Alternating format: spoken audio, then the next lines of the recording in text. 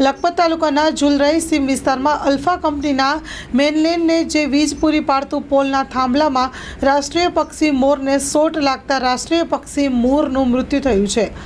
સ્થાનિક વાડી વિસ્તારમાં લોકો ત્યાંથી પસાર થતા જોયું તો રાષ્ટ્રીય પક્ષી મોરનું મૃત્યુ પામેલું હતું। ફુલાઈ પંચાયત સરપંચના પ્રતિનિધિ લાલુભા જુઠુભા પઢિયારને લોકોએ જાણ કરી હતી।